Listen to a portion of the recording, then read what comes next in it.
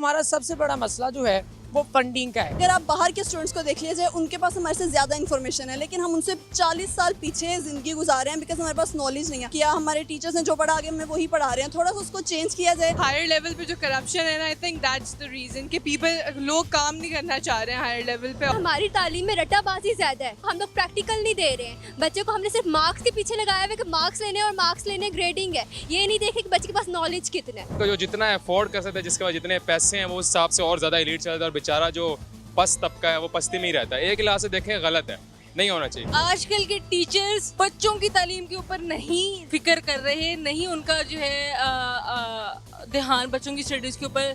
They are all doing business. बस मैं खुद एक टीचर रह चुकी हूँ, 2 साल मैंने टीचिंग की है। पढ़ाया जाता है ना, वो किसी काम नहीं आता। अस्सलाम वालेकुम जी, प्रोग्राम अवाम की आवाज़ के साथ मैं हूं आपका होस्ट हमजा साजिद राना। नाजरीन, जिस तरह के आप जानते हैं कि मुल्क पाकिस्तान का जो तालीमी निज़ाम है और जो हमारा करिकुलम है वो ऐसे लगता है जैसे 17वीं या 18वीं या 19वीं सदी का तरतीब किया गया। अगर आज भी हम देखें तो हमारे यहाँ जो हमारा तालीमी निज़ाम है वो मेरे ख्याल में सिर्फ क्लर्क पैदा करने के लिए पैदा किया गया। अगर हम इसके मुकाबले में अपने हमसाया मुल्क भारत का तालीमी निज़ाम देखें तो इस वक्त दुनिया की जितनी भी बड़ी मल्टीनेशनल फर्म्स है या IT फर्म्स है, उसके CEOs इंडियंस क्यों हैं? क्योंकि उन्होंने अपने तालीमी निज़ाम को वक्त के साथ साथ अपडेट किया है। हम एक आउटडेटेड तालीमी निज़ाम को आज भी लेके चल रहे हैं। हमारा जो स्टूडेंट है वो डिग्री तो ले लेता है, लेकिन उसे जॉब क्यों नहीं मिलती? क्योंकि हम टैलेंट हंट नहीं करते, क्योंकि हम बच्चों को क्रिएटिव माइंडसेट के साथ पढ़ाते नहीं हैं। हम बच्चों को सिर्फ एक ख़ास किस्म के तालीमी निज़ाम के साथ जोड़े रखते हैं, जिसकी वजह से आज भी हमारी जो गिनती है वो बिछड़े हुए मुल्कों में होती है।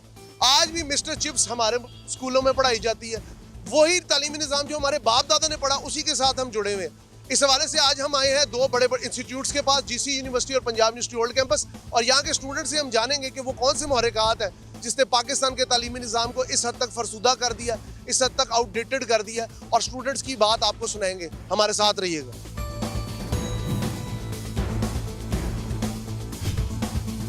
मेरे साथ कुछ GC यूनिवर्सिटी के तलबा मौजूद हैं, इनसे बात करते हैं। अस्सलाम वालेकुम। वालेकुम अस्सलाम। ब्रदर, आपका नाम? सैयद एहसन शफीक। एहसन साहब, मुझे ये बताएं कि पाकिस्तान का जो तालीमी निज़ाम है, आपको पता है हमारा तालीमी निज़ाम कोई इतना अच्छा नहीं है, बजटिंग भी कोई इतनी खास नहीं। इस बार खैर से मरियम नवाज साहबा ने 129 अरब या इस हिसाब से कोई रकम रखी, लेकिन अगर देखा जाए तो तालीम को कितनी वैल्यू नहीं दी जाती। क्या कहेंगे? इसमें जो सबसे बड़ा जो मसला मेरे ख्याल से है हमारे एजुकेशन सिस्टम में, वो ये जो हमने यूनिवर्सिटीज़ अब तहसील लेवल पे बनानी शुरू कर दी हैं। पहली चीज़ तो ये है कि हाँ, अच्छी बात है, बननी चाहिए। लोगों को जो दूर से आते हैं यहाँ पर पढ़ने के लिए, चलें वो अपने इलाके में पढ़ लेंगे, लेकिन वहाँ पर हम ये देख रहे हैं कि मेरिट का कोई निज़ाम नहीं है। अब जो हालात HEC की तरफ से ये बन गए हैं कि यूनिवर्सिटीज़ को ये कहा गया है कि आपने अपने रेवेन्यू खुद जनरेट करने हैं। अब यूनिवर्सिटी अगर 15 बच्चों को मेरिट पे लेके रेवेन्यू जनरेट कर रही है तो वो तो अपने एम्प्लॉयज़ को उस हिसाब से फैसिलिटेट नहीं कर सकती। तो वो क्या करते हैं, जितने बच्चे भी अप्लाई करते हैं वो मेजॉरिटी को एडमिशन दे देते हैं। अब उनमें वो बच्चे भी हैं जो जिनका IQ लेवल बहुत स्ट्रॉन्ग होता है, वो बच्चे भी हैं जो ज़रा लो लेवल के होते हैं, वीक होते हैं, और बाद में सीट्स जो होती हैं वो 15-20 होती हैं। 50 यूनिवर्सिटियों में अगर 100 बच्चा भी निकलता है तो वो कहाँ बात जाती है 5000-6000 एट अ टाइम। तो 20 सीट्स पे 6000-7000 बच्चे को तो आप फैसिलिटेट नहीं कर सकते। तो हमारा सबसे बड़ा मसला जो है वो फंडिंग का है। अगर फंडिंग हमारी क्लियर होती है तो उससे आप देखेंगे कि मेरिट पे आएंगे बच्चे, मेरिट भी बनेगा और आगे आपको जॉब्स भी मिलेंगी। सबसे बड़ा मसला फंडिंग का है। मेरे साथ एक मेडिकल स्टूडेंट मौजूद है, इनसे बात करते हैं। अस्सलाम वालेकुम मैम। वालेकुम अस्सलाम। मैम, अगर आप देखें पाकिस्तान में मेडिकल फील्ड भी, पहले पाकिस्तान बहुत अच्छा होता था मेडिकल फील्ड, लेकिन अब कुछ अरसे से बहुत डिप्लीट हो रही है एजुकेशन भी, मेडिकल भी।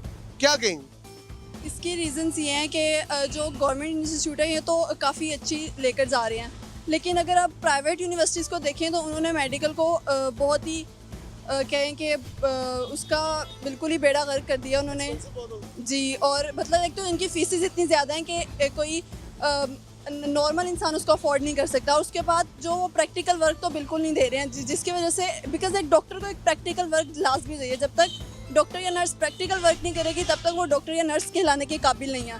तो प्रैक्टिकल वर्क को देखा जाए तो ये सबसे ज़्यादा इंपॉर्टेंट है। तो लेकिन अगर प्राइवेट यूनिवर्सिटीज़ में बात की जाए तो प्रैक्टिकल को बिल्कुल फोकस नहीं दिया जाता। दैट्स से अगर देख लिया जाए तो डॉक्टर बनने के बाद भी डॉक्टर नहीं कहला रहा होता। तो ओवरऑल मैम, पाकिस्तान का जो एजुकेशन सिस्टम है, आपको लगता है ये सिर्फ क्लर्क ही पैदा कर सकता है, आउटडेटेड है बहुत?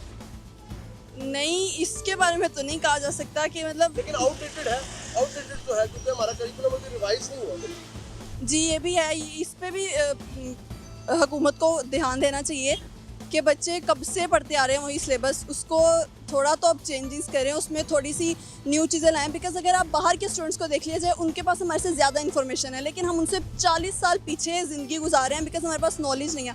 हम वही रिपीट कर रहे हैं जो हमारे पेरेंट्स ने रिपीट किया, हमारे टीचर्स ने जो पढ़ा आगे हमें वही पढ़ा रहे हैं। थोड़ा सा उसको चेंज किया जाए ताकि हमारे पास नॉलेज हो और हम भी अपने कंट्री के लिए कुछ कर सकें, कोई स्टैंड ले सकें। मेरे साथ कुछ और स्टूडेंट मौजूद हैं, इनसे बात करते हैं। अस्सलाम वालेकुम मैम। वालेकुम सलाम। मैम, पाकिस्तान का आउटडेटेड करिकुलम और न्यू जनरेशन के ऊपर उसका इफेक्ट क्या कहेंगे?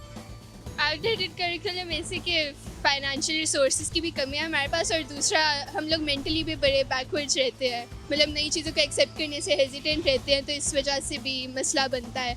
और इंटरनेशनली तो हमारा education system I don't think किसी हद तक एक्सेप्टेबल है अब, तो चेंजेस आने चाहिए आई गेस बड़े लोगों को करना। मैम, आप जैसा देखती हैं कि हमारा जो अगर देखें हमारे जो नेबरहुड में है, उन्होंने अपने एजुकेशन सिस्टम को बड़ा ना अपडेट किया with the passage of time. हम सेम पीपल होते हुए वो स्टेप क्यों नहीं उठा? आई थिंक हायर लेवल पे जो करप्शन है ना, I think that's the reason कि लोग काम नहीं करना चाह रहे हैं हायर लेवल पे, ऑफिस में बैठ के like they just want to rest, और मतलब बगैर काम किए they just want to earn that. तो हमें अपने मतलब जैसे इंडिया से ये एग्जांपल लेनी चाहिए कि मतलब स्टार्ट तो उन्होंने हमारे साथ ही किया था ना, तो उन्हीं की एग्जैक्टली 80s हम उनसे आगे थे। इवन PIA के एयरप्लेन्स एमिरेट्स वालों को सिखाने जाते थे। तो I think it's a big shame for us कि हम इतनी ज़्यादा पीछे रह गए हैं, तो we should definitely work on that. अस्सलाम वालेकुम वालेकुम सलाम। मैम, वाई पाकिस्तान में ऐसी क्या वजह कि पाकिस्तान में वन एजुकेशन पॉलिसी क्यों नहीं? क्योंकि जो भी हमारे पास नया आता है उसको अपना रिप्रेजेंट करना है कि मैं एक अच्छा तालीम अपने ही वो थॉट्स को इम्पोज करना चाहता है दूसरे बच्चे पे। ये हमारे पास एक वो है कि हम लोग एक तालीम सिस्टम नहीं बना पा रहे हैं, जो कि एक बहुत बड़ा फ्लॉ है हमारे इधर। अच्छा मैम, दूसरा ये कि अगर हम अपने हमसाया मुल्क में देखें, every big IT firm had a CEO of India belongs to India. क्या वजह उन्होंने अपनी IT की तालीम को अपडेट रखा है या इसके ऊपर बहुत ज़्यादा फोकस किया? फंडिंग है, हम एक जैसे लोग हैं, हम क्यों पीछे? क्योंकि हमारी तालीम में रट्टाबाजी ज़्यादा है, रट्टाबाजी ज़्यादा है। बच्चे को हम लोग प्रैक्टिकल नहीं दे रहे हैं, बच्चे को हमने सिर्फ मार्क्स के पीछे लगाया हुआ है कि मार्क्स लेने और मार्क्स लेने ग्रेडिंग है, ये नहीं देखे कि बच्चे के पास नॉलेज कितना है। सिर्फ बात यही है कि यहाँ पे हम लोग पीछे रह जाते हैं दुनिया से। अस्सलाम वालेकुम मैम। वालेकुम सलाम। आपका नाम? अमन। अमन, आप कैसे देखती हैं as a student of a university कि पाकिस्तान में वन एजुकेशन पॉलिसी क्यों नहीं? आप देख लें कि हर इंस्टीट्यूट में अपना अपना एजुकेशन सिस्टम है। जैसे अमेरिकन लॉ स्टफ में अमेरिका का है, पंजाब टेक्स्ट बुक में पंजाब का है, तो यहाँ पे वन एजुकेशन सिस्टम हो ही नहीं सकता क्योंकि हर एक ने अपना अपना इजारादारी बनाई हुई है। ATC ने अपनी बनाई हुई है, कोई GCU पंजाब यूनिवर्सिटी है, उनके अपने एजुकेशन सिस्टम है, और अमेरिकन के अपने एजुकेशन सिस्टम है, और हर कोई ऑक्सफोर्ड कोई, तो इन्होंने वन एजुकेशन सिस्टम बनाया ही नहीं है और हम में से भी कोई फॉलो करता ही नहीं है उसे। वजह तो यही कि कैपिटलिज्म है, जैसा सरमायादाराना निज़ाम है, चंद लोगों को फ़ायदा देने। जी ये भी है। मेरे साथ एक और स्टूडेंट मौजूद हैं, इनसे बात करते हैं। अस्सलाम वालेकुम। वालेकुम सलाम। ब्रदर, आपका नाम? एहतशाम। एहतशाम, पाकिस्तान में वन एजुकेशन पॉलिसी क्यों नहीं है और लास्ट 75 ईयर्स में इसके बारे में सोचा क्यों नहीं गया? देखें, वन एजुकेशन पॉलिसी अब ये तो डिपेंड करता है ना, हिस्टोरिकली देखा जाए तो हमारे मुल्क में मुख्तलिफ सूबे हैं, मुख्तलिफ सोच समझ के लोग हैं। अब ये है कि मुख्तलिफ क्लासेस बनी हुई है, एक एलीट की क्लास है, एक मिडिल क्लास है, एक लोअर मिडिल क्लास है, उसके अंदर एजुकेशन को डिवाइड रखा गया हुआ है। तो एक जो जितना अफोर्ड कर सकता है, जिसके पास जितने पैसे हैं, वो उस हिसाब से और ज़्यादा एलीट चलता है, और बेचारा जो पस्त तबका है वो पस्ती में ही रहता है। एक लिहाज से देखें गलत है, नहीं होना चाहिए।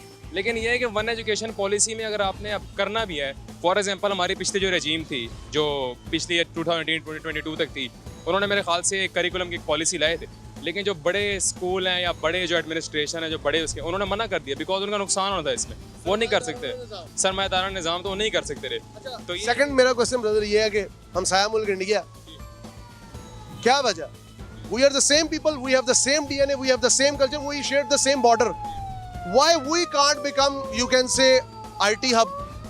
Why we can't become, you can say, हमारा उनका एजुकेशन सिस्टम हमारे से बेहतर क्यों?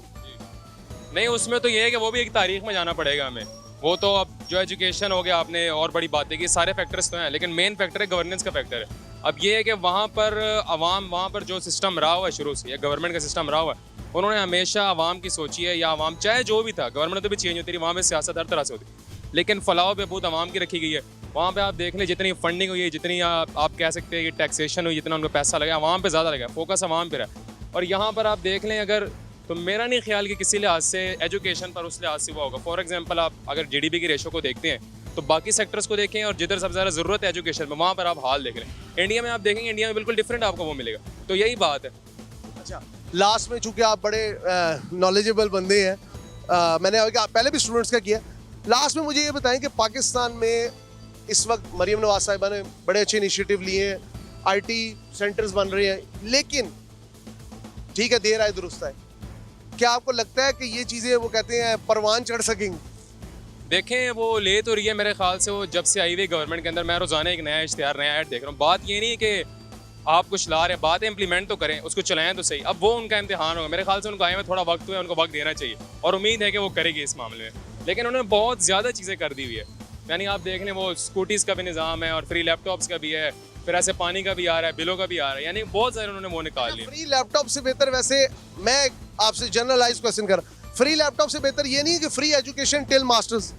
जी बिल्कुल बेहतर है, बिल्कुल इसमें कोई शक नहीं है, बेहतर है। लेकिन ये है कि फिर वो उसमें उनको फिर वो वोट नहीं मिलेगा, ना उनको वो बात मिलेगी। वो चीज़ है, सारी पॉपुलिज्म की बात है, बीच में वो चीज़ आ जाती है, इसलिए पॉपुलरिज्म की बातें हैं जी। हुकूमत को ये सोचना चाहिए, समझना चाहिए, जिस तरह के स्टूडेंट ने बड़ी मतलब जैसे कहते हैं ना प्रिसाइज तरीके से अहाता किया है पाकिस्तान की एजुकेशन पॉलिसी का, इस हवाले से हम अभी आगे और भी स्टूडेंट्स का आपको बताएंगे। लेकिन जो इनकी बातें हैं वो वाकई में मायनी खेज हैं और उस पर हुकूमत वक्त को सोचने की ज़रूरत है। जी मैम, अस्सलाम वालेकुम। वालेकुम अस्सलाम। आपका नाम?